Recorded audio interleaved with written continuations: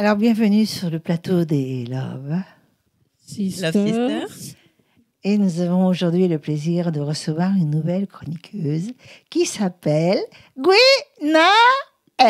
Oui, c'est moi. Bienvenue. Merci. Bienvenue.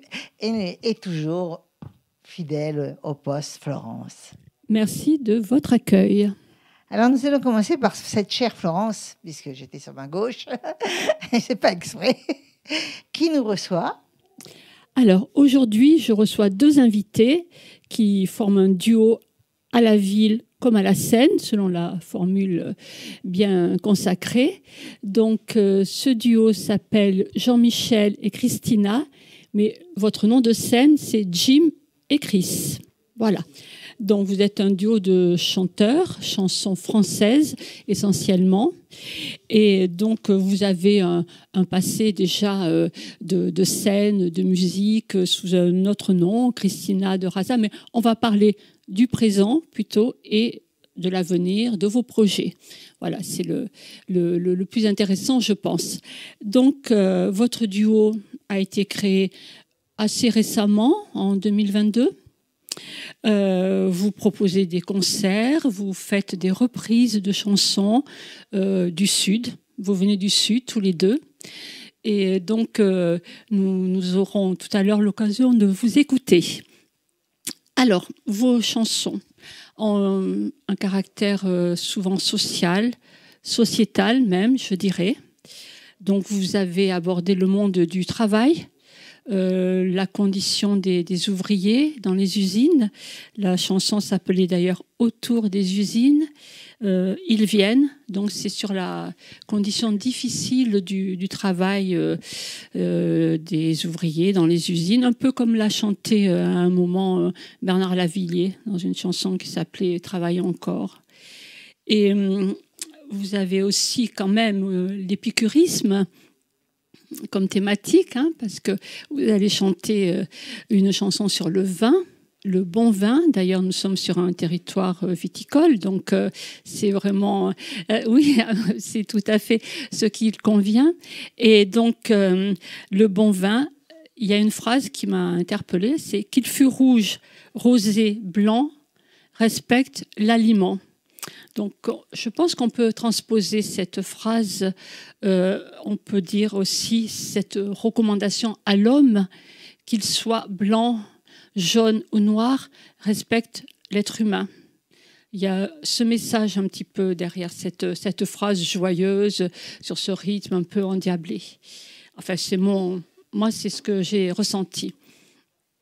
Vous êtes aussi engagé dans vos textes, parce que, notamment vous, Chris, sur l'immigration. Il y a une chanson qui s'appelle « Je suis d'ailleurs ». Et elle vous fait vibrer particulièrement, Chris, parce que vous avez des racines espagnoles. Vos parents, vos grands-parents ont fui le franquisme. Alors, on a peut-être un peu oublié, les nouvelles générations ont peut-être un peu oublié. Donc, il est temps de rappeler, quelquefois. C'est comme un devoir de mémoire, finalement, je crois, pour vous. Donc, vous avez des racines espagnoles, je viens de le dire. Et vous êtes issu d'une fratrie de 7 enfants. Et vous êtes la 6e. Voilà, la 6e. Donc, je pense que dans les familles nombreuses, c'est pas toujours facile de se faire entendre. Dans les repas, prendre la parole, s'il y a 6, surtout il y avait des garçons, enfin, pardon pour ce côté féministe, mais bon, c'est quelquefois plus difficile de faire, de faire entendre sa voix.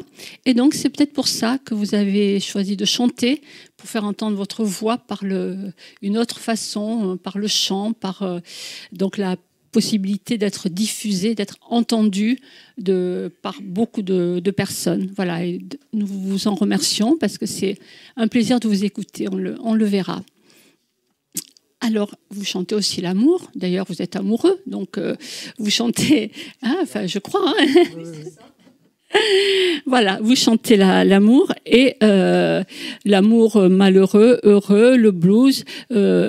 Parlez au micro, s'il vous plaît, parce que je crois qu'on ne vous entendra pas trop bien sinon, quand vous me répondez. Voilà. Donc, votre leitmotiv, c'est de faire revivre, renaître l'intérêt pour la chanson française, pour les textes français qui sont forts, que nous apprécions tous. Donc vous venez d'ailleurs tous les deux du Sud. Je viens du Sud, c'est aussi une chanson française bien connue qui est de Michel Sardou, je crois, qui est très très agréable aussi. Donc vous, Jean-Michel, donc Jim, vous venez d'Avignon, je crois. Non, de Lyon, désolé. De Lyon, j'ai compris Avignon. Lyon, c'est le sud, hein, c'était l'extrême nord de l'Occitanie au Moyen-Âge. Enfin, donc quand je me considère occitan. Et puis, ma ville d'adoption, c'est Toulouse. D'accord, l'Occitanie, donc on va rester dans l'Occitanie. Ok. Et donc, vous vous êtes rencontrés dans le sud, finalement? Tout à fait. D'accord, Bouzigues. ok. Bouzigues, alors les temps de taux, voilà. Des temps, je comprends que vous soyez épicurien alors, voilà, tout à fait. Donc, je vais vous laisser la parole. Vous allez nous parler de vos engagements aussi, parce que vous chantez sur scène, mais pas seulement. Vous chantez aussi dans des résidences seniors, dans des EHPAD, donc ce côté humanitaire que nous aimons bien sur ce plateau. Voilà. Donc, que pouvez-vous nous dire, vous, je vais commencer par vous, Chris, de votre engagement et de vos chansons. Alors, notre engagement, on fait partie d'une association. On l'a découvert il y a quelques années. Voilà, un appel aux bénévoles, et puis s'est installé petit à petit, non, même directement, l'envie de faire des chansons, de faire des concerts, de faire on appelle ça le loto musical. C'est le principe d'un loto, mais pas classique, l'écoute de chansons, et nous on en reprend quelques-unes, et là, ça a été un peu la révélation. C'est-à-dire qu'au fur et à mesure qu'on reprenait des chansons, ça peut être des années 30 jusqu'aux années 90, on a trouvé le goût de reprendre ces chansons-là. Et on s'est engagé après avec cette association et par la même occasion de faire des concerts avec des reprises de ces chansons. On chante aussi un peu en anglais et en espagnol. Et oui, il y a certaines chansons, comme je suis d'ailleurs, des chansons engagées. Voilà. Alors, je chantais pas tellement quand j'étais enfant. Je dessinais plutôt, je peignais. Mais je suivais souvent un de mes frères batteurs qui faisait partie d'un groupe. Donc voilà, j'étais baignée dans la musique très tôt. Et ma maman, je me disais, elle chantait souvent. Et il y avait tout le temps de la musique, très très souvent de la musique. Radio, des disques, des vinyles, voilà. Et voilà, j'étais baignée très très jeune dans la musique. Et vous, Jim, je veux rajouter que c'est un véritable jukebox, franchement. Ah oui, je suis étonné, les musiques de films, la mémoire musicale, voilà, c'est ça. Chose que je n'ai pas. Et bon, il faut que j'ai une partition, il faut que j'écrive, bref, ça, c'est autre chose. Oui, vous êtes musiciens tous les deux, vous jouez du piano, de la guitare. Et oui, guitare. Bon, un peu d'accordéon, je crois. Je commence l'accordéon, c'est magnifique. Absolument. Là, en ce moment, je suis en train de travailler, c'est hors sujet, mais Les Doigts velours de Lorenzini, c'est une samba qui est formidable. C'est très, très beau, l'accordéon. Donc, je vais me plonger là-dedans.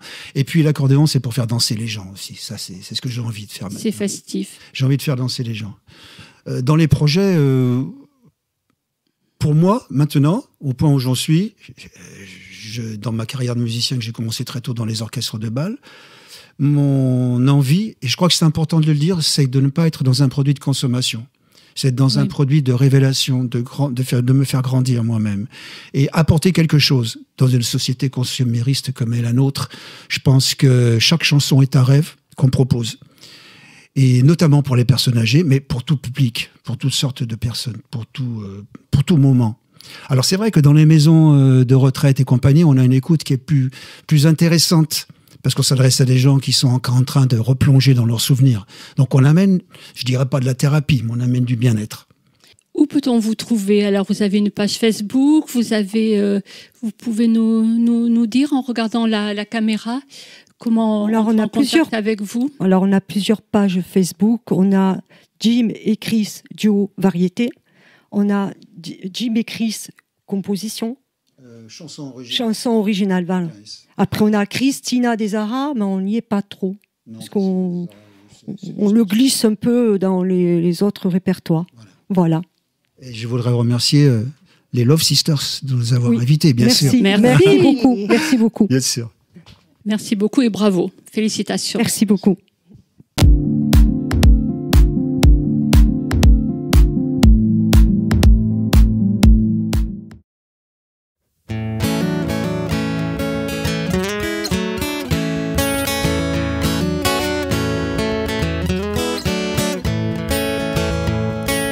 Mon grand-père, expert en la matière, dès mon plus jeune âge me versa ce breuvage dans un grand verre de limonade, du bon vin seulement si j'étais sage.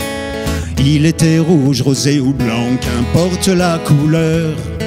Je me souviens de toutes ces bulles éclatant juste sous mon nez.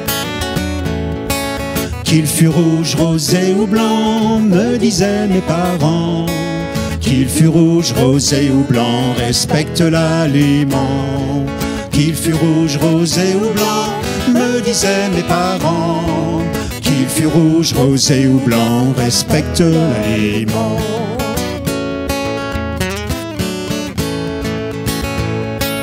Depuis chaque jour sur ma table, et quand sonne l'heure de midi, sans jamais renier l'eau potable, il est devenu mon ami. Moi je dis que l'eau est trop triste, sauf celle de tes yeux. Moi je dis que le vin c'est mieux quand on le boit à deux.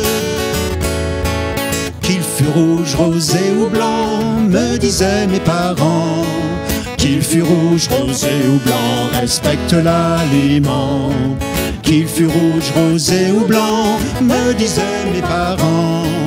Qu'il fût rouge, rosé ou blanc, respecte l'aliment. D'aucuns voudraient nous limiter à nos plaisirs, y mettre un frein, arguant que c'est pour notre bien, pour vivre longtemps et en bonne santé. Moi je les laisse à leur taille fine, je préfère ma bibine. À l'exercice en caleçon, je préfère le son du bouchon. Qu'il fût rouge, rosé ou blanc, me disaient mes parents. Qu'il fût rouge, rosé ou blanc, respecte l'aliment. Qu'il fût rouge, rosé ou blanc, me disaient mes parents. Qu'il fût rouge, rosé ou blanc, respecte l'aliment. Moi je dis rien, mais j'espère quand on se rejoindra au cimetière qu'on boira une eau de bière avec Bacchus, avec Saint-Pierre. Et pour l'éternité du bon vin avec les putains, les coquins. Qu'il fût rouge, rosé ou blanc, me disaient mes parents. Qu'il fût rouge, rosé ou blanc, respecte l'aliment. Qu'il fût rouge, rosé ou blanc, respecte mes parents. Qu'il fût rouge, rosé ou blanc, respecte l'aliment.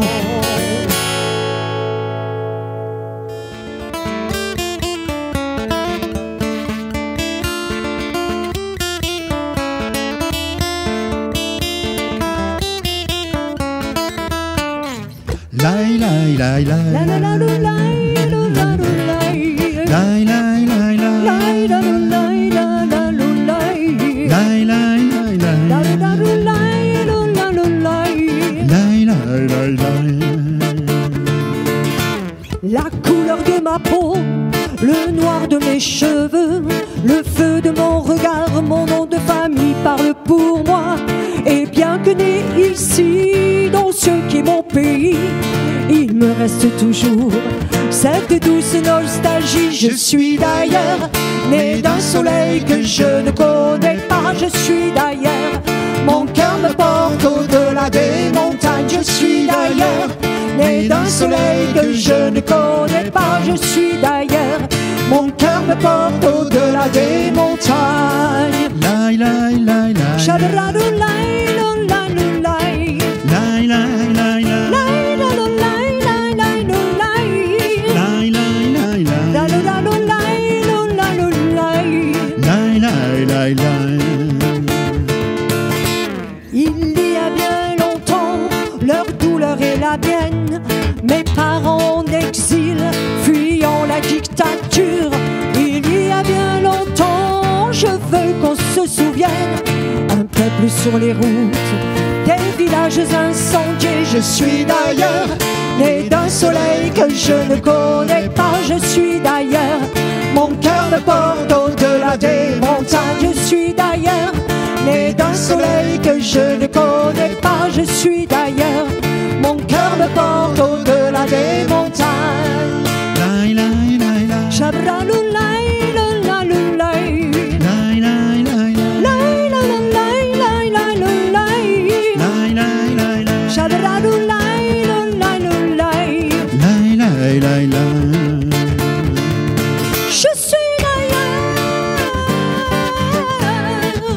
Je suis d'ailleurs,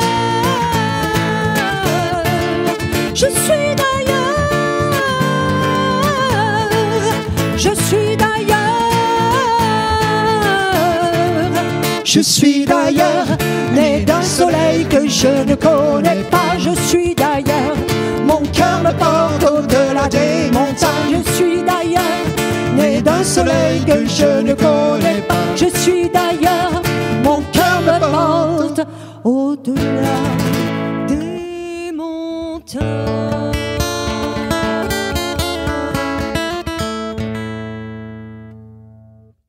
Nous allons passer à une nouvelle invitée, n'est-ce pas, Guénawel? À ton tour. Et la première. Ma première. Donc, aujourd'hui, j'ai le plaisir d'interviewer Sandra Rosenzweig, du coup, qui est avec nous. Et donc, Sandra, quel est ton parcours? Tu m'as dit que depuis que tu es enfant, tu écris et que tu as toujours, en fait, beaucoup écrit. Et que l'écriture est quelque chose pour toi d'important parce qu'elle t'a permis de mettre des mots sur certaines choses difficiles dans ton parcours de vie. Et est-ce que tu pourrais nous en dire plus à ce sujet ? Tout à fait. Donc, effectivement, je m'appelle Sandra Rosenzweig, j'ai 51 ans, j'ai 3 enfants, 3 grands-enfants. Et effectivement, comme tu viens de dire, l'écriture a toujours eu une place très, très importante dans ma vie. Et ce, depuis toute petite. J'ai encore le souvenir, je me vois encore écrire mes journaux intimes. Je faisais des recueils de poèmes que j'offrais à Noël à mes parents et à la famille. Et donc, c'est vrai que moi, j'ai l'amour des mots, en fait, qui me colle à la peau. Et donc, du coup, il y a 3 années de ça, j'ai décidé d'écrire ma vie. Donc, de témoigner de mon passé tumultueux dans une famille violente. Donc, j'étais restée pendant plus de 20 ans dans le déni. Et j'ai eu un déclic et je me suis dit, il faut te sauver. Et pour me sauver, je n'avais que les mots, puisque ce sont vraiment... c'est comme je disais, ça me colle au corps et c'est ce qui pouvait être salvateur pour moi, m'apporter enfin une ouverture et surtout me permettre de vivre enfin et de ne plus survivre. Donc j'ai pris mon ordinateur et j'ai commencé à écrire ma vie. Et tous mes revenus, mes souvenirs, mes traumas. J'ai voulu, par ce témoignage, déjà moi-même m'aider, mais pouvoir aider et accompagner d'autres personnes. Donc ça, pour moi, c'était vital, viscéral. Et grâce à mon livre, donc à mon autobiographie, aujourd'hui, j'interviens dans les associations pour aider ces femmes et ces hommes, parce qu'il ne faut pas oublier qu'il y a aussi des hommes battus par leur épouse. Donc, ça, faut le souligner. Donc, j'essaie d'apporter... de véhiculer un message d'espoir surtout et de dire que rien n'est jamais fini, qu'il faut toujours aller de l'avant et qu'il faut chercher surtout les clés en soi, parce que malheureusement il n'y a que nous pour nous aider. Les autres ont beau tenter, ont beau être bienveillants, si nous on ne trouve pas nos clés à l'intérieur de notre corps, de notre âme, de notre esprit, ça ne marche pas. Elle est longue à trouver la clé. C'est long. Et ce que je peux dire aussi, c'est qu'on n'en guérit pas. On ne guérit pas de ces souffrances et de ces traumatismes. Ce sont des stigmates indélébiles et qui nous suivront jusqu'à la fin.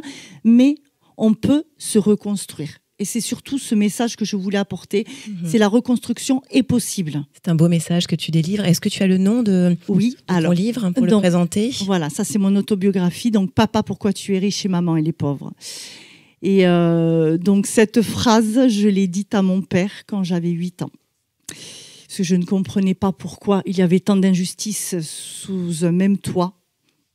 Pourquoi ma mère n'avait pas un centime en poche, pourquoi elle était cloîtrée dans une maison, une très belle maison, hein, mais pourquoi il lui interdisait de travailler. Parce qu'il la voulait sous sa coupe, il la voulait sous son emprise totale.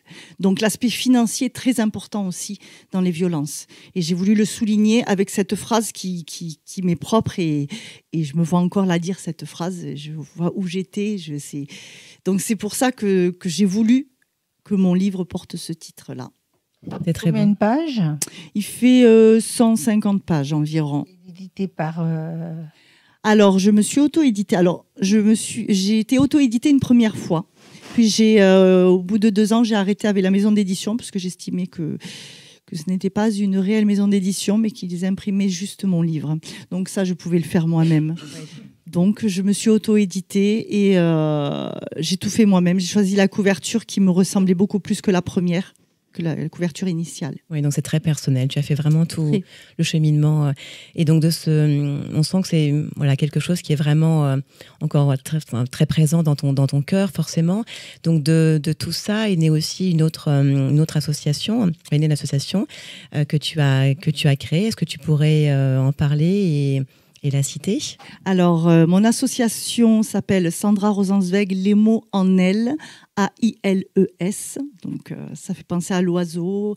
Et en elle, c'est moi aussi. Donc voilà. Ouais, c'est un petit jeu de mots que j'ai trouvé. J'ai trouvé qu'il me correspondait. Donc, c'est une association basée sur l'écriture. Et donc, je souhaite promouvoir notre belle langue française et surtout la mettre à portée de personnes qui sont éloignées de la culture. Et également, j'aimerais faire des ateliers, puisque c'est tout nouveau, elle date du 25 février, donc c'est vraiment très, très nouveau. Et j'aimerais vraiment pouvoir faire des ateliers avec des personnes qui ont, comme moi, vécu des traumatismes, quels qu'ils soient, hein, et pouvoir justement faire jaillir des mots. Ce geyser, voilà, les mots, il faut que ça sorte. Comme moi, en fait, ça m'a apporté une vraiment je suis beaucoup plus un apaisement une sérénité et voilà, une sérénité. Aujourd'hui, j'en parle, avant je ne pouvais pas en parler, et je pense que l'écriture ça m'a sauvée vraiment. Une thérapie. Mais complètement. Mettre des mots sur des mots, hein, c'est vraiment ça. Voilà, donc je pense que je ne suis pas la seule à pouvoir avoir cette démarche là. Donc je souhaite mais pas uniquement envers cette population là, tout public, hein. Tu me disais des personnes vraiment des personnes âgées, des enfants, des adultes, enfin vraiment adapté pour tout le monde. Hein. Tout à fait, tout public, parce que je pense qu'effectivement l'écriture est vraiment est un outil de développement personnel, de créativité. Donc oui, je souhaite toucher vraiment toutes les populations. Tu me disais écriture, également aussi lecture. Finalement, c'était lecture, écriture, un petit peu. Voilà, en tout cas les mots, rendre accessibles les mots. D'accord, très bien.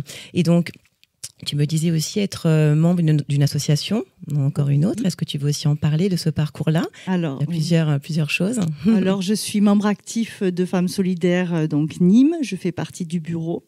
Depuis longtemps? Alors non, c'est récent, c'est depuis janvier. Aussi. Mais pour moi, c'était une évidence dans la mesure où... 2025, pardon. pas mal, hein, 2025, grande année. 2025, j'ai dit 2025. Oui, cette année. J'ai dit janvier. Hein. Non, mais je veux dire, tu as dit tout récent. Hein. Chose, hein. Oui, mais ça me paraissait évident, en fait. Ça En fait, ça collait vraiment avec les valeurs que je veux transmettre. Donc c'est une association, je pense qu'elle est assez connue, mais c'est une association nationale, donc féministe et non sexiste, qui défend les valeurs fondamentales de l'égalité et de la paix. Donc ça collait tout à fait avec le combat que je mène et ça me permet de faire également des interventions dans d'autres associations et parler toujours de ton combat et du message d'espoir aussi à véhiculer. Tu dis un message d'espoir, d'espérance que tu souhaitais transmettre. Tout à fait, et de montrer qu'on peut, comme je disais, qu'on peut survivre à ça et qu'on peut être heureux, parce que je pense que c'est important, le bonheur, qu'on peut être accompagné des bonnes personnes également, parce que ça aussi, ça nous élève. Donc on en a besoin, d'être bien entouré. Donc aujourd'hui, si je peux aider une seule personne, je pense que j'aurais atteint un beau message que tu délivres pour vivre mieux, survivre, mais aussi vivre du mieux qu'on peut avec chacun ses blessures et son parcours. Je te remercie. Est-ce que tu veux présenter encore autre chose? Est-ce que tu as un autre Alors, je voulais juste peut-être parler de mes deux autres livres. Voilà, on a peut-être Échec et Malte. Donc c'est un roman d'amour, roman contemporain d'amour. Voilà. C'est tes amours à toi, non? Non, c'est vraiment romancé. Là, pour le coup, j'ai été dans le roman. Après avoir dit tout ce que, après avoir raconté ma vie, j'ai voulu aller dans le roman. Et mon dernier né, donc c'est Mouche Mouche, c'est le petit chat, pas comme les autres. En couleur. En couleur. Et justement, sa particularité, c'est que les illustrations sont type manga. Donc, je montre peut-être un petit peu. Voilà, c'est un petit peu... tu peux citer l'illustrateur ou l'illustratrice? Bien sûr. Alors, l'illustratrice habite Saint-Christol-les-Alès et elle s'appelle Laetitia Rouvier. Elle est en 4e année de manga à Toulouse. Super, merci. De manga. Oui. Il y a une école de manga sur Toulouse. Où est-ce qu'on peut te retrouver? Au Japon, il y a des écoles de langue occitane aussi. Alors, je veux dire... Voilà. Donnons. On a de tout partout. Le manga, c'est devenu... Toujours autoproduction. Alors, auto-édition, oui. Et là, c'est vraiment purement local dans la mesure où je l'ai fait éditer chez l'imprimeur du coin. Voilà. Donc, c'est purement local et on peut retrouver mes livres du coup sur mon site web. D'accord. Tu peux le dire devant la caméra. Voilà, regarde. Voilà. C'est Le Temps d'une prose. Voilà. Donc, .fr. Donc, on a toutes mes œuvres, mes 3 œuvres. Et puis, on a également un descriptif de ce que je fais, de mes futures interventions. Mais écoute, merci beaucoup. Voilà. Merci à toi. Avec grand plaisir. Merci à vous. Bravo pour votre résilience. Merci.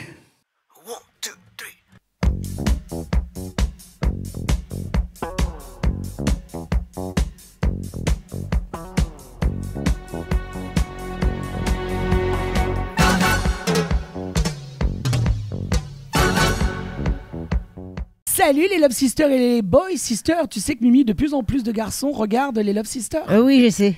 Et surtout qu'à mon avis, ils sont gaga de tes yeux. Peut-être pas que de mes yeux. Je pense qu'il y en a peut-être certains qui ont peut-être dû voir certains de tes films aussi, Mimi. Bon, j'espère qu'ils les ont pas tous vus. Moi, j'espère qu'ils les auront vus parce que franchement, je peux vous assurer que ça vaut le détour. Hein. Moi, j'ai toujours aimé les films qui font peur. Hein. Mais ceux-là, ils font pas que peur. Bref, de toute façon, oui, ils nous laissent en émoi. En tout cas, c'est ce que l'artiste qui suit m'a laissé, moi, personnellement. C'est une artiste qui est très connue, qui s'appelle Björk. Elle est compositrice, elle est surtout artiste et actrice. Elle est islandaise. Elle est née le 21 novembre 1965. Et puis, bien sûr, elle a commencé sa carrière quand? Comme tous les vrais artistes, à l'âge de 11 ans, Mimi. À 11 ans, elle commençait avec son tout premier album qui allait s'appeler Éponyme. Eh bien, je peux te dire que ça présageait de belles choses puisque pendant les années 80, elle va devenir la voix du groupe rock alternatif de Sugar Cups qui connaît un véritable succès international. Alors bon, pendant les années 80, moi j'étais plus Dorothée, j'étais beaucoup trop petit. Mais en 1993, elle va entamer une carrière solo avec un album qui va être explosif, mélangeant la pop, l'électro et le jazz avec ce fameux She Was So Quiet. Voilà, hein, pour ceux qui connaissent. Donc tu l'as quand même remarqué après. Hein. Grave, son style musical était unique, Mimi, et puis ça mélangeait un peu tous les styles d'interprétation, de l'électrique à la fusion, au classique, à la différence contemporaine, et ça j'aimais bien. Parmi ses albums, en tout cas les plus célèbres, on va y noter The Post, dont le film a été tiré aussi, et puis bien sûr le titre Imogénique avec tous les plus gros succès. Alors bien sûr, on va la retrouver aussi au cinéma où elle va avoir le prix d'interprétation quand même au Festival de Cannes. Sache que quand même Mimi, cette jeune artiste, est très engagée et surtout milite pour la nature et l'écologie. Avec plus de 30 millions d'albums vendus, Björk reste une icône de la musique expérimentale. Son univers artistique avant-gardiste influence de nombreuses générations d'artistes, et je dois dire que si vous avez des plateformes, n'hésitez pas à aller voir Björk, car Björk a été en tournée l'année dernière et elle est passée par la France. Alors pour ceux qui ne connaissent pas ce style-là, je vous engage vous-même à aller découvrir cet artiste et pourquoi pas peut-être devenir fan incontesté d'un style très peu connu. Sur ce, les Love Sisters, les filles, je vous rends l'antenne. Monsieur Musique, c'est terminé. Mimi, je t'embrasse très fort. Moi aussi. Garde ce sourire, cette légèreté. T'es toujours aussi belle. Et vous aussi. Bisous. Bye bye. Les filles, c'est à moi. C'est à moi. Et j'ai le plaisir de recevoir Valentine Vial. Bonjour. Valentine va nous faire plein de surprises aujourd'hui. D'abord, on va parler quand même du cirque à la chanson. Ça m'intéresse, ça. Ouais, alors c'est du cirque à la chanson et de la chanson au cirque. Ça a toujours été un peu mélangé. Donc tu fais les deux en Ouais. gros, hein. Ouais, alors en fait, je suis chanteuse dans un cirque. Alors non, elle est maligne quand même, hein. Je fais partie d'une compagnie de cirque itinérante et contemporaine, et donc j'ai un rôle de comédienne et pianiste et chanteuse donc dans ce cabaret spectacle de cette compagnie de cirque. À la même place ou tu voyages? Sur scène, tu dis ou... Non, vous voyagez. Non, on est itinérant. Itinérant, voilà. Ouais. Donc on a pas facile, hein. Non, c'est une vie à part entière. Voilà, tu donnes une vie ta vie et tu as intérêt à t'accompagner de quelqu'un près de toi. Ouais. Si tu veux faire des rencontres ou si tu as déjà fait des rencontres. Du coup, dans ces cas-là, assez souvent, la compagnie est le site de rencontre. C'est-à-dire que on est plusieurs à avoir nos compagnons et compagnes. Comme la Chine. Comme la Chine. La Chine, même dans le travail. Je sais pas, ils n'ont même plus le temps de... Et donc, oui, c'est comme du travail. C'est beaucoup de travail. C'est beaucoup de travail, oui. C'est du matin au soir. Et quand vous tournez, c'est combien? Le cirque dure combien de temps? 1h30, 2 heures? Alors, le spectacle dure 1h, 1h10. Hein. On en a, quand on s'installe dans un endroit, on reste un mois. Ah oui, quand même. Donc, ils ont le temps de s'adapter. Ouais, on a un gros chapiteau, donc on installe tout, on est complètement autonome, on est 10 à faire tourner toute la machine sur tout. Et donc, on joue souvent les week-ends et les mercredis. Voilà, et ensuite on propose nos solos, donc en l'occurrence mon concert, après les spectacles, voilà. Tu es auteur, interprète et compositeur? Oui. On peut dire compositeur, ouais. On peut dire compositrice aussi, auteur. On fait bien comme on veut. Autrice aussi, bon voilà, on peut dire tellement pour la femme que bon. Et donc c'est toi-même qui fais tes chansons, donc ouais. Tu as très bien compris mon message tout à l'heure. Oui. Et je crois que tu étais d'accord avec moi. Oui. Hein? Aujourd'hui, il est préférable de faire ses propres chansons que de prendre des reprises, puisqu'on est coupé. On est coupé sur les réseaux, tout ça. Voilà. Et donc, le problème arrive à grands pas aussi. Voilà, donc c'est un problème. Et on va parler aussi du spectacle que tu as écrit. C'est toi qui l'as écrit. Le concert, du coup... Tu as écrit un spectacle qui se nomme Lilith. Lilith, ouais. Ouais, c'est un concert théâtralisé, disons. Au théâtre, tu le joues? Alors, je le joue là où on veut bien de moi. Depuis 2021. Hein. Depuis 2021. Alors, il a évolué. Il a bien sûr beaucoup évolué depuis 2021. 2021, c'est l'année où j'ai commencé à écrire les chansons. Ça m'a pris, bon, j'en avais déjà, donc en fin 2021, j'ai fait les premières dates en solo.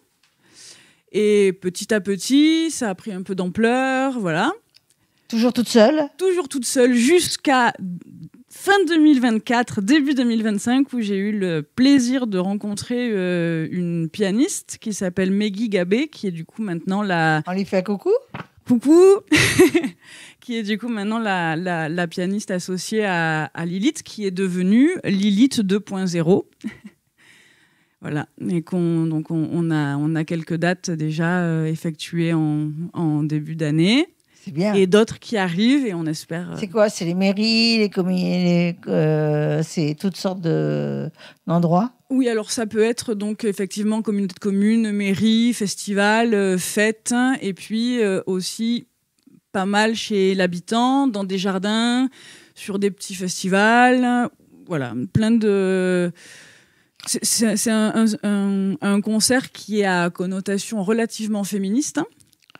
D'accord. Voilà, et c'est de la chanson à texte. Donc, dans l'idéal, un endroit où le public est attentif, c'est pas ce qu'on peut qualifier de dansant. Toujours tes textes à toi. Voilà, ouais. Ta musique aussi? Ouais. D'accord. Ouais. Et tu joues un instrument? Du piano, du coup, j'ai commencé en m'accompagnant. D'accord. C'est bien. Maintenant, tu peux te donner complètement au spectacle. C'est autre chose, et vraiment, je me régale vraiment plus en étant libérée de l'instrument. Ah, mais c'est mieux, même à deux, c'est bien aussi. Hein. Vous êtes d'accord, hein, à deux, on est bien. Alors, tu peux rapprocher ton micro.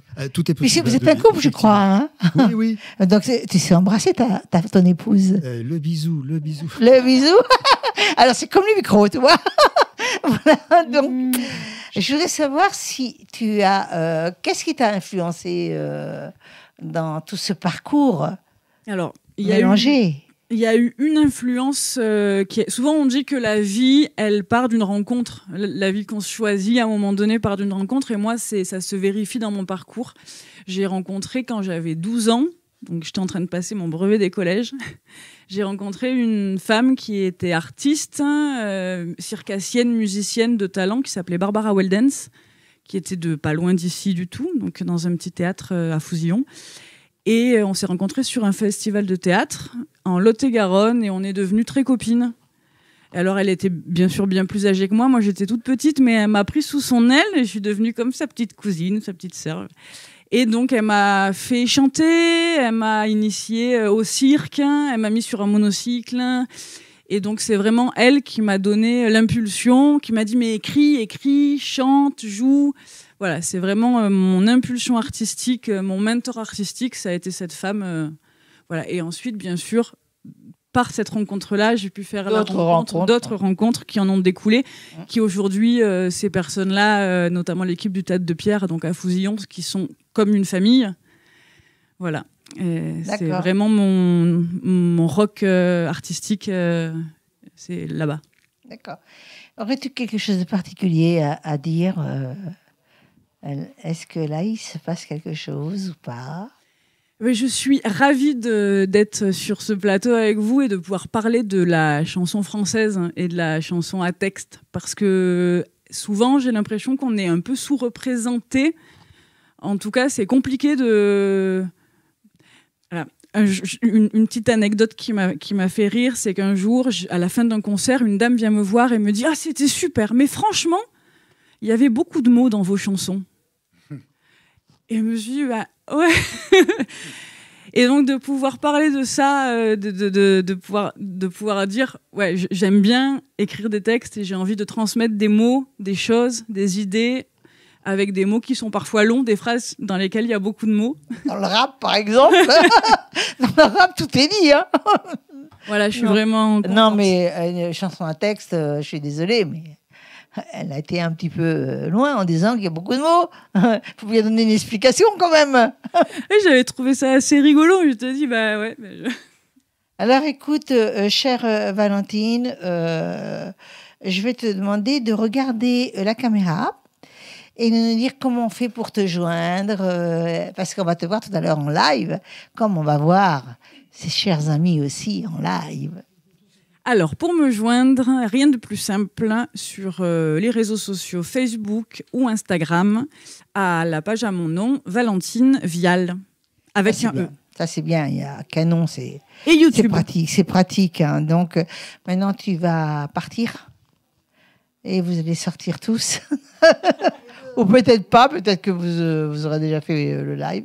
Et donc, tu vas nous Je vais vous faire une chanter présentation. des petites chansons. Qu'est-ce que tu comptes faire? Alors, Un je medley vais- ou Ah non, je suis pas... chanson ouais. complète? Ouais, je vais faire 2 chansons complètes. Donc Lilith, qui est le titre du concert et qui est également le titre d'une chanson. Et La Vieille, qui est l'histoire au départ, qui est l'histoire d'une femme de sa naissance et toute l'évolution de Ah oui. cette femme jusqu'à la tombe. Voilà, tristouné. Et en même non, mais tristouné, pas dans le sens, parce que c'est la loi de tout le monde. Hein. J'ai toujours des Mais, chansons très gaies. Dernière question curieuse, très curieuse, hein. Très très curieuse. As-tu des enfants?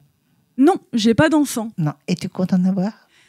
Ben ça, on verra bien. Non, mais avec tes voyages, c'est pas ça. Je parle Ah, pas de. eh ben, c'est sûr que si franchement, je pense que si j'ai un enfant, c'est qu'il avait vraiment envie d'arriver et que et voilà, il sera là. Les on accidents, restera c'est vite là, arrivé, les tu sais. accidents, Mais c'est vrai que c'est un tel mode de vie que avec un enfant en bas âge, dans la compagnie de cirque dans laquelle je travaille, presque tout le monde a eu des enfants. Et ça s'est bien passé. Et ça s'est très bien passé. Ils sont tous en vie. Ils suivent le mouvement, la Ils suivent. compagnie. Ouais, Ah ils suivent la compagnie. Les maîtresses donnent les devoirs et on les aide. Hein. Moi, je leur fais le français. Enfin, voilà. Oui, c'est ça, c'est bien, c'est très bien. Donc, c'était bien de le savoir aussi, quoi. Voilà. Et donc, alors, au plaisir de te voir sur scène. Merci. Merci à vous. Merci à toi. Merci. Merci.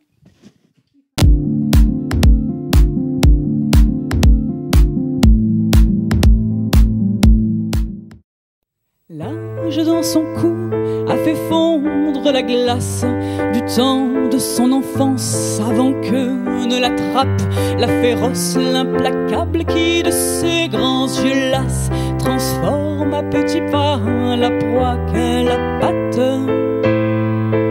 lui ponctionnant sa force chaque jour un peu plus, lui retirant jusqu'à l'espérance du salut.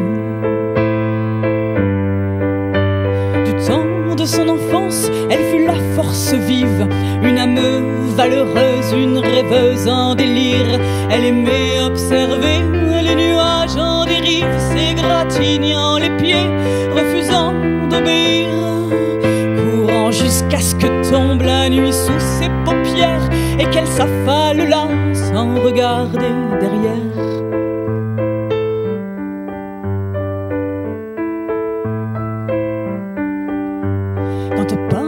Le temps que sonnèrent ses 15 ans, quand elle se fit colline puis que coula son sang, elle ne comprit pas tous les regards hostiles, quand encore en enfance elle était volubile. Alors serrée dans les plis du carcan de sa robe, dans les songes elle vivait jusqu'aux lueurs de l'aube. Puis lorsqu'elle s'éveilla par un matin d'hiver, qu'elle ouvrit grand ses mains pour sentir mieux son cœur, on la surprit flotter, virevolter dans les airs, courir jusqu'au matin pour observer ses peurs. On l'habilla de blanc, on tressa ses cheveux, on la trouverait belle, elle en perdrait son feu.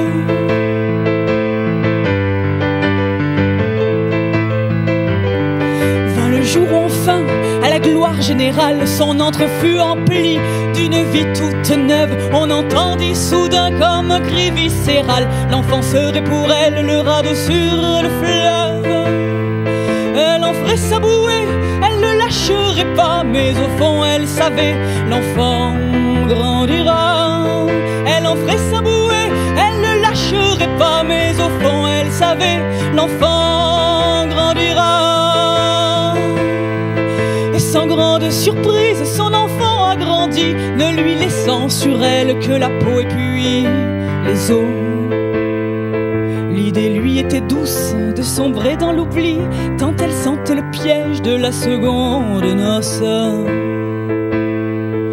Alors elle ferma tout, elle n'ouvrirait plus les yeux. On la penserait morte, perdue au fond des cieux.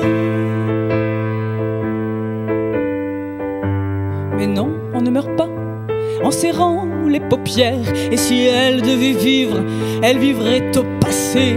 Il referait sa vie sans traverser l'enfer. Resterait en enfance, ne grandirait jamais. Resterait dans ses rêves sans que personne la voie, jusqu'à ce que la mort l'enserre dans ses bras.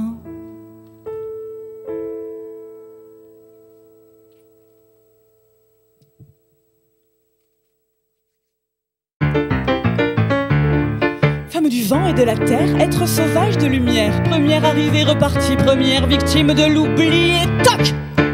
Femme du vent et de la terre, être sauvage de lumière. Première arrivée repartie, première victime de l'oubli. Toi l'inconnu au bataillon, toi la perdue, le trublion, celle qu'on murmure à peine audible, qu'on balaye d'un revers de Bible. On raconte ma part de nuit, loin de bien savoir qui je suis. Dans les entrailles de l'univers, on me dit démon des enfers. Dans les entrailles de l'univers, on me dit démon des enfers. De la déesse à la sorcière, il n'y a qu'un petit pas à faire. De face d'un même bout de papier, pile adorée, face répudiée. S'il est une chose où l'homme excelle, qui au grand jamais ne chancelle, depuis le jardin à la pomme, c'est bien son ego qui rayonne. Ego qui ne peut s'empêcher de garder madame sous le pied. Ego à la testostérone, entends-tu Lilith, ses poumons. Ego à la testostérone, entends-tu Lilith, ses poumons.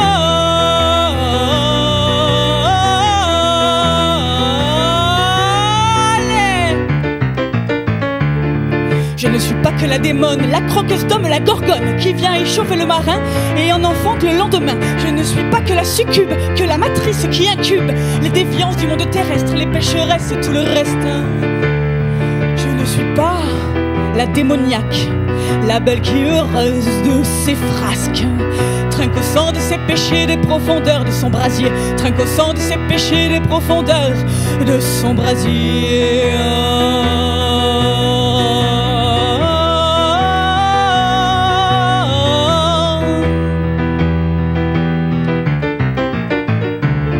Je suis la mère de toutes les femmes, première qui attisant ses flammes, a su réveiller au fond d'elle la puissance des âmes plurielles, a su réveiller au fond d'elle la puissance des âmes plurielles, première qui ouvre en grand son cœur à la terre, au feu et au vent, compris qu'en chacune de ses sœurs sommeillait un élément. Je suis Lilith, l'oubliée, d'abord chandelle puis feu follet.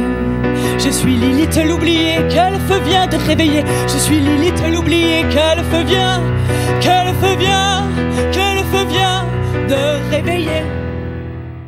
Voilà, vous avez vu nos chers artistes sur scène.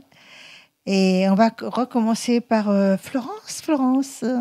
Oui, alors j'ai le plaisir d'interviewer Jean-Pierre Facciola, qu'on ne présente plus parce qu'il est venu plusieurs fois sur notre plateau. Et donc, je le prononce bien, je pense. J'adore, moi, les noms à consonance italienne. Donc, vous avez commencé après une carrière sur laquelle je ne vais pas m'attarder, administrative, financière. Vous êtes plutôt là pour parler de votre actualité. Donc, vous avez commencé à écrire à la suite d'un élément déclencheur qui a été une opération chirurgicale à risque vital. Et à la suite de cette opération, vous avez écrit un poème que vous avez dédié à la chirurgienne. Voilà, c'est original. Et vous y avez pris goût, vous avez écrit ensuite d'autres poésies pour des amis. Et puis, vous avez publié donc 4 recueils. Donc, Illumination poétique en 2017, Un moment de passion fusionnelle en 2018, Doux nuage de désir en 2019, et ensuite l'Oriental. Donc l'Oriental, c'est un bel hommage à la femme en tant qu'héroïne. et dans tous ses rôles de mère, de sœur, d'épouse. Et donc, après cette phase poétique, vous avez écrit un roman autobiographique qui s'appelle « Les enfants des terrils ». Alors là aussi, il y a comme un devoir de mémoire, je crois. J'en ai parlé tout à l'heure aussi à nos invités. C'est important, cette notion de transmission et de mémoire. Donc, parce que vous venez des brumes du Nord, donc des pays du Coran, si bien chanté par Pierre Bachelet. Vous avez vécu donc parmi ces gens qui ont dans le cœur le soleil qui n'ont pas dehors. Et cela vous a inspiré beaucoup par la suite. Donc c'est important de le souligner, votre inspiration est venue de tout ce que vous avez vécu dans ces régions du Nord. Donc vous avez décrit dans cet ouvrage Les enfants des terrils l'exploitation de la houille, les mines, la dure condition des travailleurs. Et cette œuvre a été plébiscitée, elle a même été... vous avez reçu les félicitations de l'Élysée, de la ministre de la Culture, et elle se trouve à la Bibliothèque mondiale de l'UNESCO, ce qui est quand même une très belle reconnaissance. Félicitations donc pour ça.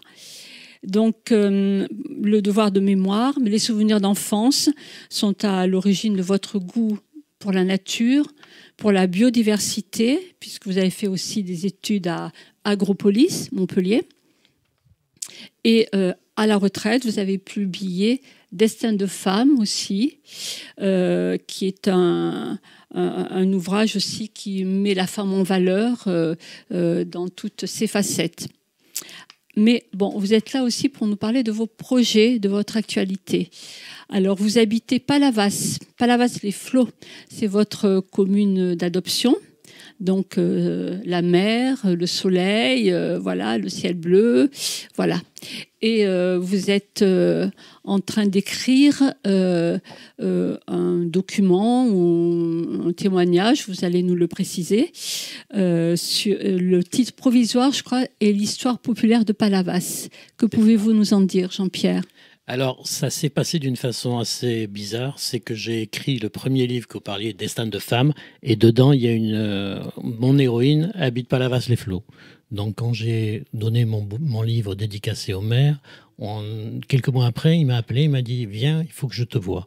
Et on en a parlé, il m'a dit « Écoute, ce qui serait bien, c'est que tu écrives un livre sur Palavas ». Donc, on est dans la rédaction de ce livre, mais ça va être, si vous voulez, des choses... On va peut-être parler, par exemple, des cloches. On va parler d'un chien qui a pris le nom du mouvement dont le maire s'est inspiré quand il a créé on ne va pas rentrer si vous voulez, dans les poncifs qu'on faisait avant, comme vous avez beaucoup de gens sur Palavas qui ont des surnoms. On va aller chercher autre chose pour faire un complément. Si c'est pour refaire ce qui a déjà été fait, ça ne valait pas la peine. Donc on s'est réunis là, il y a 15 jours tous les deux et on a parlé. Je lui ai dit, qu'est-ce que tu veux que je parle ? Donc on a fait ça. Et j'avance dans ce style-là. En fait, c'est une commande quelque part du maire de Palavas que nous saluons parce que je crois qu'il regarde notre émission. Oui. Est-ce que vous allez parler aussi de l'érosion, de la protection de... Oui. On va parler effectivement de tout ce qui a attrait à Palavas, sur le Palavas ancien et le Palavas de l'heure actuelle. D'accord. Et comme vous aimez les livres, vous m'avez parlé d'un projet de salon du livre à Palavas. Alors, on s'est réunis pour plusieurs choses pour ça. Et je lui ai parlé, je lui ai dit c'est dommage, à Palavas, il n'y a pas de salon du livre. Donc il m'a regardé en souriant et j'ai compris qu'il fallait que je l'organise. Donc ça sera pour septembre. Ça ne sera pas que du livre. On va essayer pour attirer la jeunesse. Vous allez avoir du manga et de la bande dessinée. Très bien, tout ce que nous aimons aussi. Et donc, ce sera une formule genre bouquiniste comme au bord de la Seine ? Alors voilà, vous avez très bien compris la chose. C'est que nous allons mettre... Vous savez qu'à Palavas, pour le marché de Noël, vous avez des petites cabanes. Oui. Donc ces petites cabanes vont aller sur chaque partie du quai, peut-être en rajouter si on est obligé. Et à l'intérieur, ça sera des bouquinistes. En sachant que vous avez sur chaque pylône électrique, vous avez la musique. Donc ça sera accompagné de musique. C'est un beau projet. Oui. On sent que vous aimez Palavas, donc c'est votre commune d'adoption, je l'ai dit. Et qu'aimez-vous en particulier à Palavas? Ce côté qui reste humain, petite commune à échelle humaine, justement, avec une vraie identité, une véritable identité. Oui, c'est exact. Moi, j'aime bien Palavas parce que c'est resté à taille humaine. Comme on ne peut pas bâtir, que vous avez, je crois, 70% des terres inondables, on reste, si on peut dire, un petit comité. Donc, on connaît beaucoup de monde. C'est agréable, Palavas, le côté mer, toutes les animations que l'on a. Moi, je me suis vraiment intégré. Moi, je viens du nord de la France, mais du nord de la France où j'étais, j'avais la forêt. Donc, dans le nord. J'étais à Valenciennes. Valenciennes, tout à côté. Il y avait une mine à côté? Oui, mes grands-parents habitaient Sabatier ou des trucs comme ça, et tu avais 36 mines. Et quand j'allais chez mes grands-parents, à 500 mètres, tu avais la forêt. Donc c'est ce qui m'a donné aussi, quand on parlait justement de ma culture, ce qui me donne cette envie d'écrire, et ce qui est le plus profond de moi qui ressort, c'est la nature, les animaux. Moi, j'allais en forêt, j'allais voir les faisans, tous ces trucs-là qui existaient avant. C'était facile. Vous aviez le garde-chasse qui vous montrait les animaux qui venaient de naître. C'est autre chose. Et puis, l'avantage quand vous connaissez la forêt, c'est je suis un peu un électron libre. Donc, je ne passais pas dans les sentiers. Je coupais à travers, dans les fougères qui faisaient 2 mètres de hauteur. Voilà, voilà. Et de là, j'ai la même notion, la même envie quand je vois la mer. La mer, j'ai beaucoup de copains qui ont des bateaux, je vais avec eux, on va faire un tour. Même si on pêche rien, le fait d'être en mer, d'avoir la paix, la vision des choses, on revient à l'intérieur de nous-mêmes même. Oui, donc c'est une autre façon un autre paysage, une autre façon d'aborder la nature, parce qu'ici il n'y a pas les grandes forêts que vous avez connues, mais en fait vous avez trouvé dans notre sud autre chose et c'est sans doute l'endroit où on se plaît en général là où on vit, et donc exactement. Là c'est l'endroit que vous souhaitez, que vous recommandez à tout le monde en fait. Ah oui, moi je recommande à tout le monde de venir s'installer à Palavas. Non, je ne crois pas. Mais de toute façon c'est impossible. Mais je veux dire, en soi, oui, j'y trouve aussi la paix et l'harmonie. Et puis chaque fois que je sors, c'est pas pour me vanter, je rencontre une dizaine de personnes que je connais. Donc, c'est ce qu'on disait, c'est à taille humaine. Voilà. C'est convivial, c'est sympathique, c'est cool. Voilà. Ce qui fait que quand vous sortez, vous ne savez pas quand est-ce que vous allez rentrer, parce que vous rencontrez quelqu'un, vous allez boire le café, vous allez échanger. Et ce qui est intéressant aussi à Palavas, et c'est ce que j'aime beaucoup, comme dans tout, c'est qu'il y a la notion d'échange humain. Ça fait rêver ce que vous dites. Oui. Alors Jean-Pierre, est-ce que vous avez un site où peut-on vous joindre pour commander vos livres, pour entrer en contact avec vous? Déjà, vous pouvez me joindre à mon numéro de téléphone 06 01 74 29 81, et j'ai un site effectivement. Vous allez voir Jean-Pierre Falciola, Falciola, et vous aurez en exergue sur le côté mon site internet que j'ai créé. Le nom est tellement grand que je ne peux pas vous le citer aujourd'hui, mais il y est. Et là, vous avez toutes les œuvres, ce qu'en ont dit les clients, les clients, ce n'est pas des clients, les lectrices, et également les articles de journaux. Merci beaucoup, Jean-Pierre. Merci à vous. Je remercie Love Sister chaque fois de m'inviter pour mes nouveaux livres et ses chroniqueuses. Hâte de voir les couvertures aussi. Tu l'as déjà? De tes livres. De tes nouveaux livres. Ah, de nouveaux, oui, bien sûr. De toute façon... J'ai tous tes livres. Mais de toute façon, toi, tu es dans les premières à voir le livre. Ouais, voilà. Merci. Merci. Alors, merci Florence. Et maintenant, c'est à toi, ma chère Gwenaëlle. Eh bien, moi, je reçois du coup Mireille Martine. Et c'est sa première fois aujourd'hui, contrairement à Jean-Pierre. Donc, voilà. Mireille, toi, tu es née au Sénégal et tu as un parcours de voyageuse. Tu as été un peu une âme vagabonde dans ce monde. Donc, j'aimerais que tu nous parles un peu de ce parcours-là, en partant peut-être du voyage et de ce qui t'a amené à voilà, être amoureuse de l'art dans toutes ses facettes, autant la photographie que la mosaïque. Enfin, tu as vraiment expérimenté beaucoup de choses. Qu'est-ce que je laisse la parole? Dis-nous. Oui, merci beaucoup. Donc, je trouve que c'est assez extraordinaire dans cette émission. Je rebondis sur ce que dit Jean-Pierre, parce qu'en fin de compte, j'habite Palavas. Mais ça fait pas longtemps.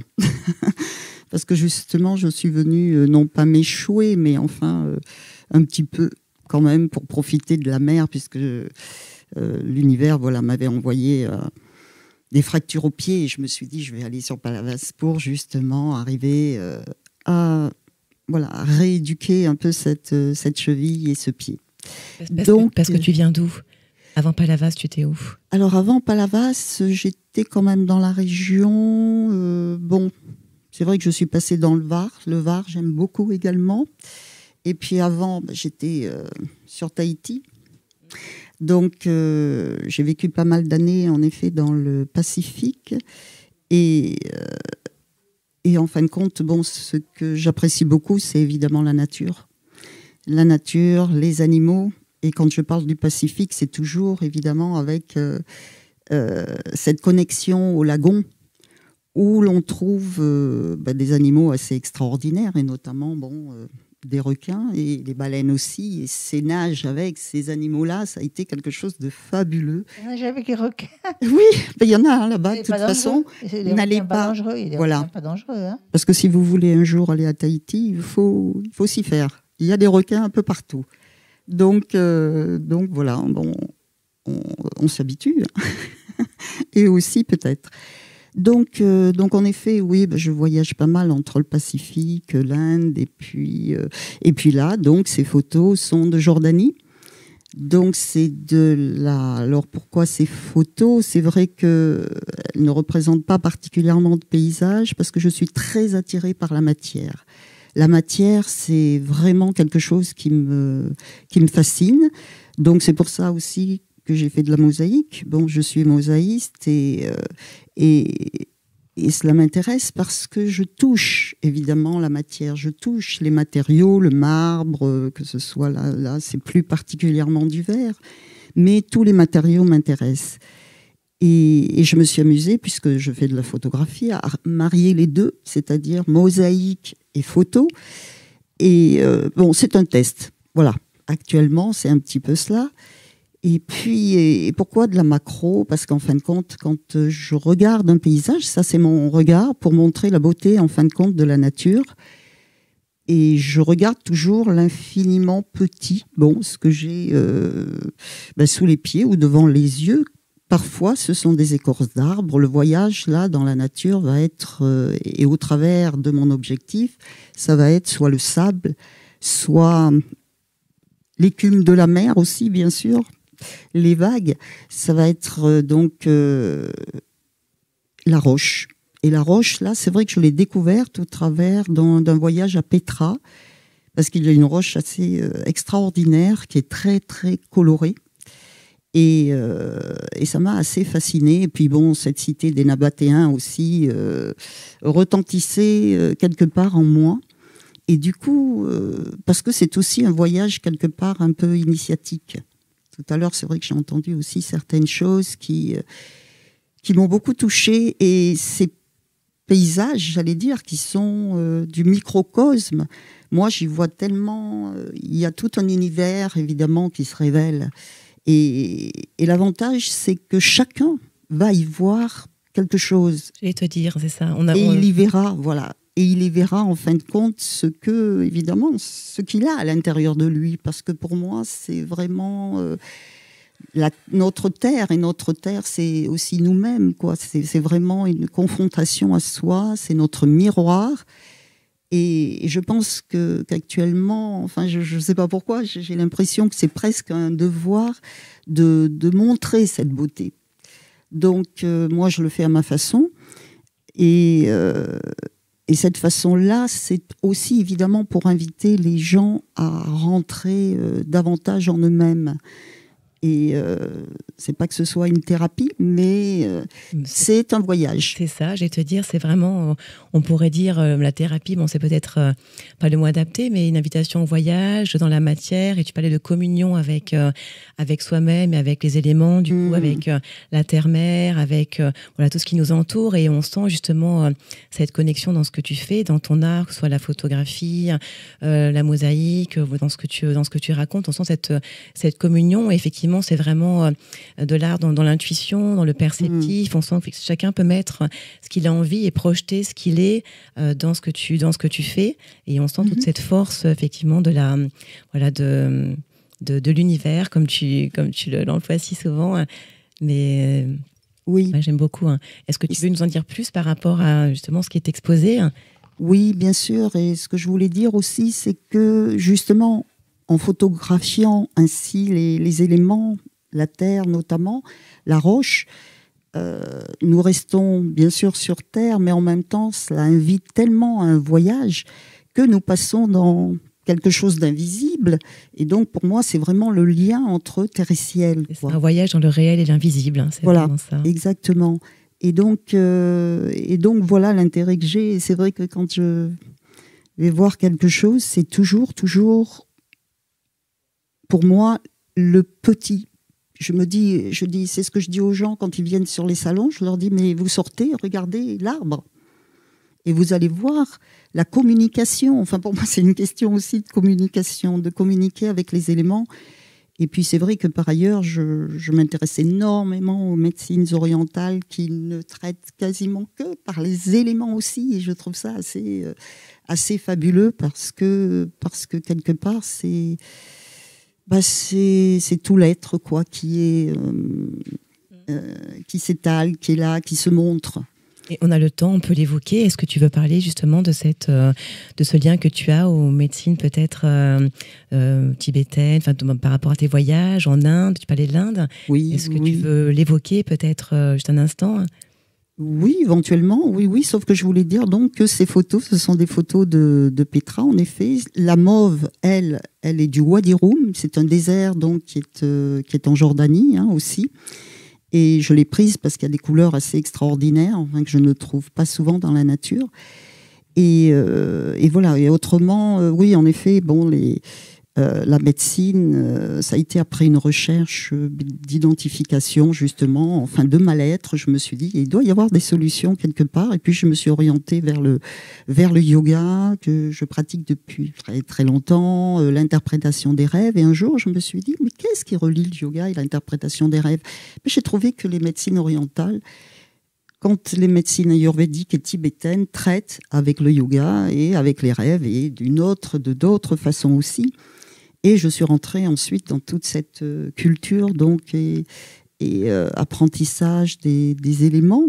Nous sommes terre, nous sommes air, nous sommes feu. Voilà, tout est lié sur les 4 éléments. Exactement, donc on retrouve exactement voilà, tout ce que j'essaie de montrer d'une façon un petit peu plus concrète. Voilà, quoi. Je pense que. J'avais emmené aussi un petit texte, je ne sais pas si j'ai le temps de le lire. Je pense qu'on a encore le temps, tu peux. Parce que je trouve que, voilà, ça va très bien avec ces œuvres. La mémoire chuchote à l'oreille des pierres, l'ineffable secret des vérités premières.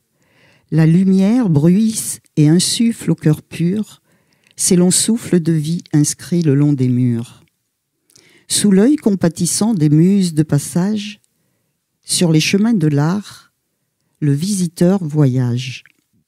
La splendeur se dévoile en toute intimité, à qui sait l'entrevoir avec humilité.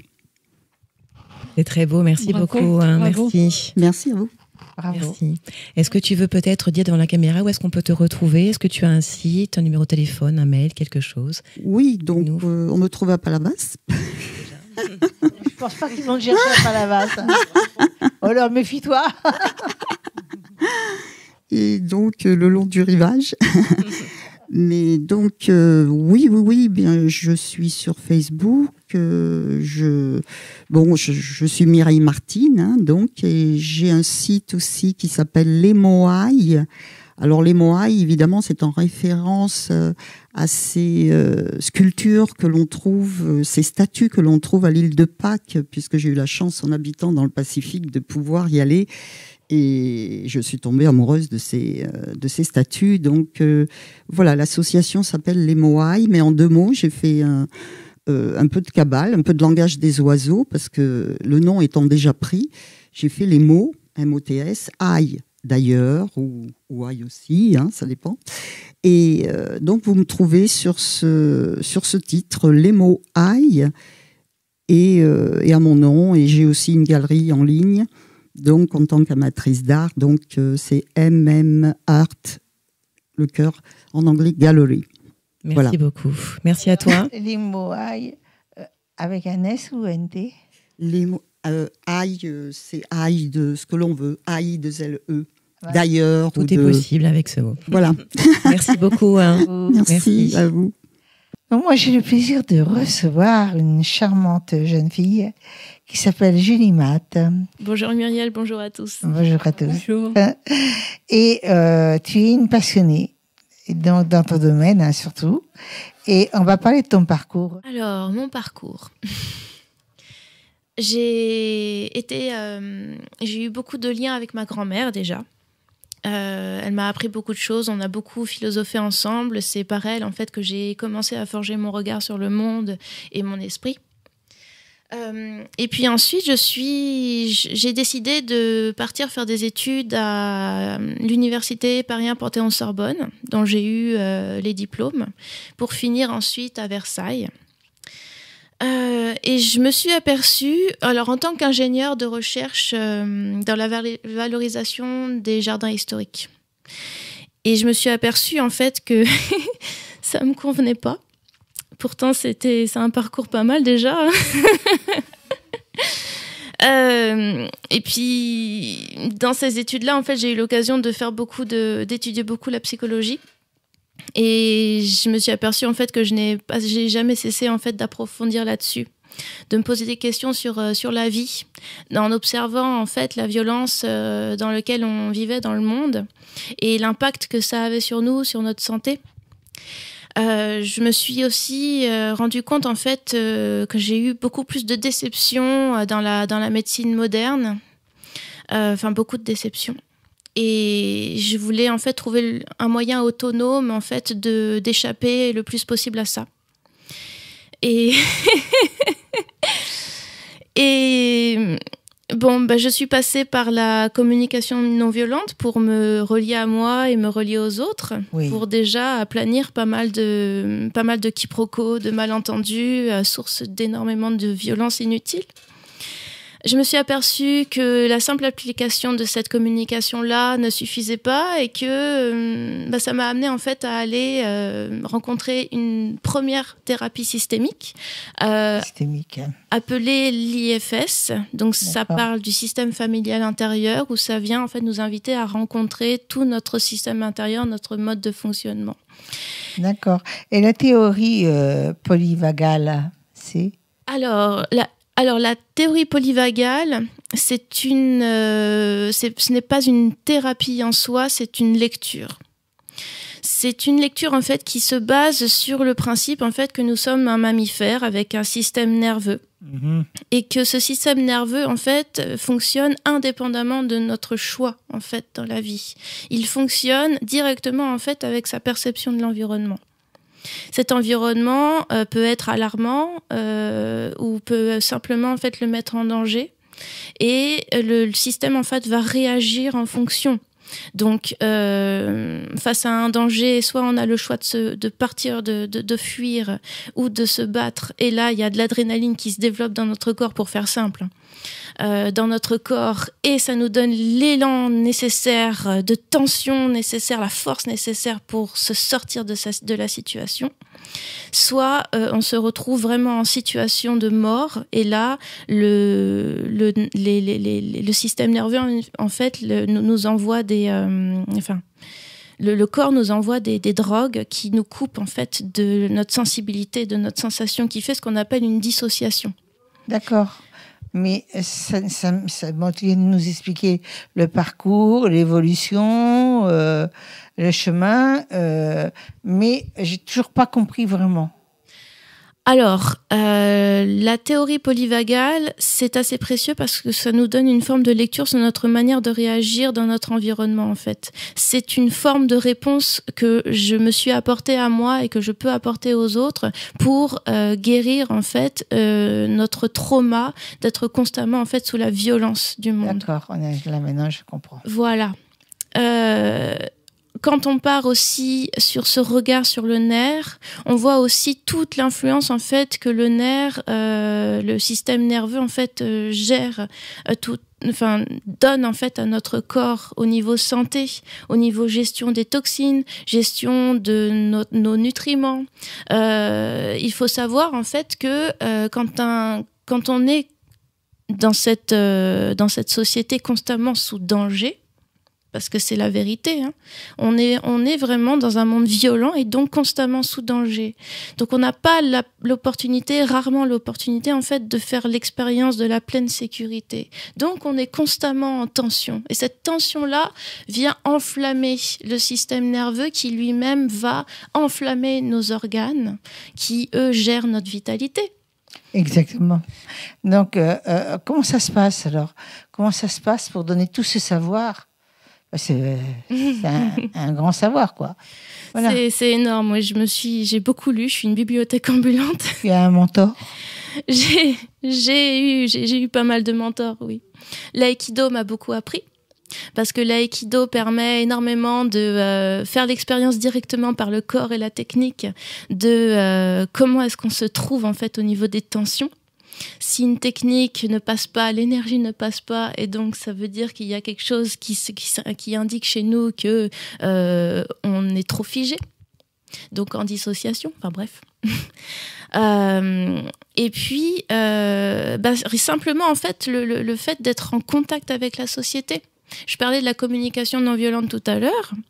En fait, on s'aperçoit que le fait d'avoir simplement la connaissance des mots à appliquer aux autres pour dire comment relier l'autre à nous, ça suffit pas les mots. Il faut vraiment aller à la rencontre de nous-mêmes, en fait, notamment par l'IFS, pour vraiment mettre l'intonation qu'il faut, mettre la présence qu'il faut, pour faire ressentir à l'autre. En fait, ça ne passe pas en fait par des mots ou par un simple contact matériel. Ça passe vraiment par le ressenti, la sensation. Donc vraiment revenir au sensible. Donc c'est un défi Là là, permanent. oui. C'est un défi permanent. C'est le travail de toute une vie, c'est une rééducation. Alors, explique-moi, bon, on a bien compris là. Donc, comment tu pratiques ? Tu as un cabinet, J'ai un cabinet, oui, où je reçois mes patients. Et Individuellement ? Individuellement, ça dépend des contextes, mais là, oui, individuellement. Ils viennent me voir pour me parler de blocages qu'ils ont dans la vie ou de stress trop intense dont ils n'arrivent pas à se sortir. Et à partir de cette base-là, je vais les guider doucement, en fait, pour leur apprendre, en fait, à rencontrer en eux-mêmes, en fait, qu'est-ce que ça veut dire ce stress, qu'est-ce que ça veut dire cette tristesse, qu'est-ce que ça veut dire cette peur. Et vraiment aller regarder qu'est-ce que ça veut rééquilibrer dans le système ? Parce que, par exemple, la colère, c'est une énergie forte qui est rejetée par la société. Donc, si elle est rejetée par la société, on a tendance à la rejeter nous-mêmes. Elle fait peur, la colère, de toute façon. Elle fait peur, la colère. Et si on montre la colère aux autres et qu'on leur fait peur, et on va se sentir rejeté. Donc, on va se sentir rejeté quelque part par le clan et donc ne plus bénéficier de cette sécurité dont on a besoin. Donc tu penses que tu apportes justement cet équilibre. Oui. Mais il faut d'abord que tu puisses entrer dans la personne parce que ça ne va pas être facile. C'est tout un processus qui dure à peu près 1 heure. 1 heure, c'est largement suffisant.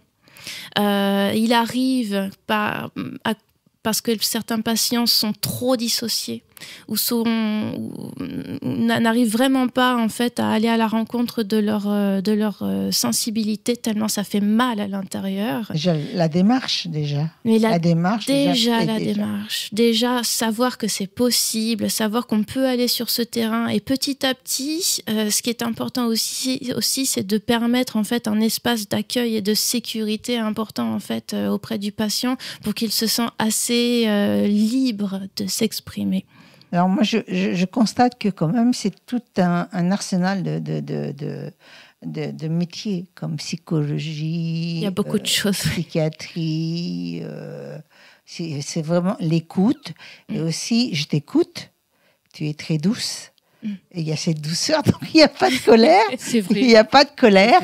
Et donc on t'écoute et on comprend enfin que tu as un cabinet, tu comprends, ça c'est important. Donc tu pratiques où? Je pratique sur Agde. Qu'est-ce qu'il faut comme diplôme pour en arriver à faire ce que tu fais?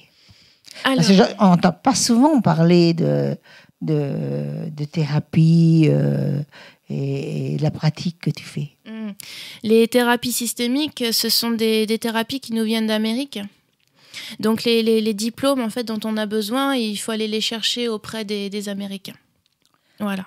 Et c'est là que tu as... Oui, c'est là que j'ai pris mon diplôme, bien sûr. Oui. Je vais te demander de regarder la caméra et de nous dire comment on fait pour te trouver, comment on fait pour prendre rendez-vous avec toi. Alors, vous pouvez me joindre à mon numéro de téléphone 06 23 35 63 78. Je suis sur Agde. Je peux éventuellement me déplacer si besoin. Et j'ai aussi un compte Facebook appelé Julie Matt, magnétisme et thérapie. Voilà. Je te remercie beaucoup. C'était très intéressant tout ce que tu nous as dit et au plaisir vraiment de t'avoir à nouveau pour encore plus d'explications. Eh bien, je suis en train d'écrire un livre en ce moment. Très intéressant. Donc pour le livre, au plaisir de te retrouver. Merci. Ça va être très intéressant d'ailleurs. Je pense que tu vas prendre plein d'anecdotes. Beaucoup d'anecdotes et puis surtout prendre soin de dissiper beaucoup de confusion. En fait, on a beaucoup de confusion dans notre quotidien et l'idée, c'est vraiment de faire le ménage, de ranger tout ça. En tous les cas, c'était génial. Merci. C'est génial. Merci beaucoup. Je te remercie beaucoup. Et merci à tout le monde. Ce fut un plaisir de vous avoir tous. N'est-ce pas? Oui. Merci. Absolument. Plaisir partagé. Un super moment. Merci à tous. Un super moment. On vous dit à tous bye bye. Bye bye. N'oubliez pas de liker nos pages Facebook, YouTube et un avis sur Google aussi, chers auditeurs. Bye bye. Bye bye.